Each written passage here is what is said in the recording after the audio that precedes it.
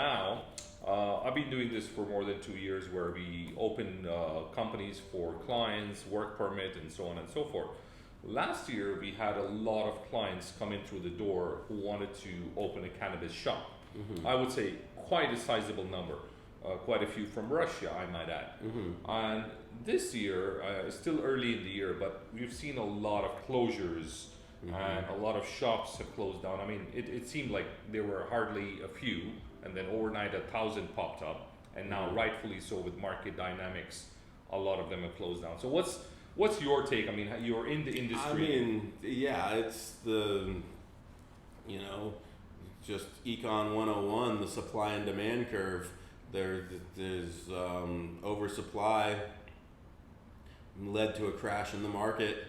We're now, sorting out that crash at this point in time, where you're going to see, I would think 80% of these companies are going to fold.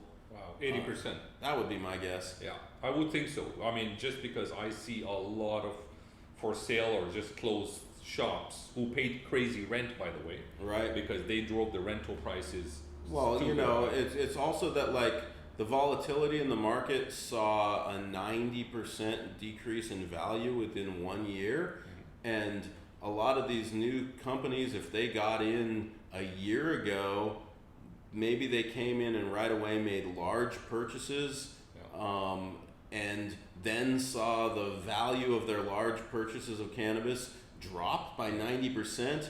They were unable to sell what they had and recoup their original investment. Now, if they had experience in market volatility, they would have understand that they should have sold for whatever they could have, reinvested at a lower price, and tried to play. But a lot of them said, no, I'm gonna wait this out. It'll swing back up. They didn't reinvest.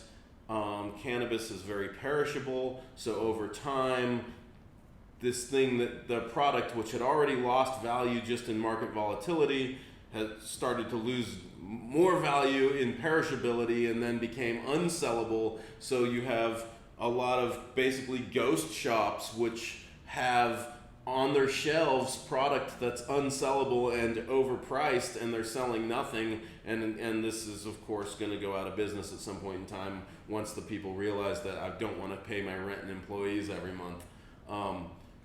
So it's, unfortunate thing is and we've seen this in California and other places that have legalized that that there's a huge drop in price and a lot of volatility, especially in the first few years after legalization.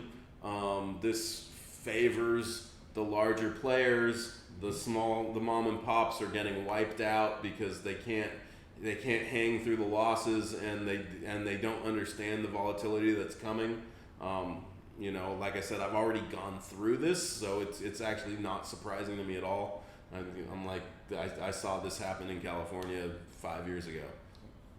So where do you see the future of cannabis in Pattaya and in Thailand in, let's say, the next 2 years? Do you think that there'll be more closures and, let's say, only a handful of bigger players shall remain? Yes. Okay.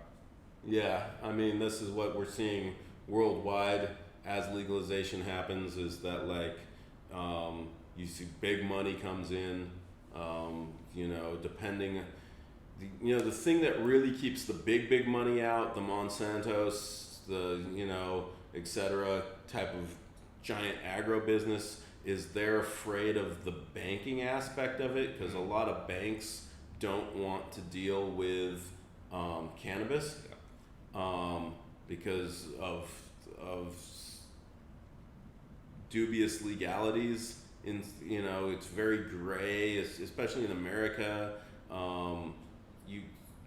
It's not federally legal, so the states say it's okay, but because the feds don't say it's okay, and the Fed backs the banking system, so we haven't seen the big players come into the space, but they want to.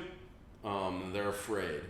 But what you do see is some billion-dollar corporations, especially out of Canada, where you're from, Canopy Growth and some other ones that are traded on the stock market. These companies have market caps of $10 billion, and you will, basically what you see is they're not going to come in right away. They want the legalities to shake out. In Thailand, it still hasn't shaken out. No one knows what's going to be legal next year. The government keeps changing their mind. So once there's stabilization of the legalities, especially here because the banks seem willing to work with us. Like our company has a bank account. We couldn't have that in California. I would expect that those type of companies, Cookies Company from America, Canopy Growth from Canada, some of these larger companies will come in, they'll buy up the remaining farms that do survive through the shakeout, and that's what you'll see. A few mom and pops will survive in kind of a niche, high end type of connoisseur role, Sure. but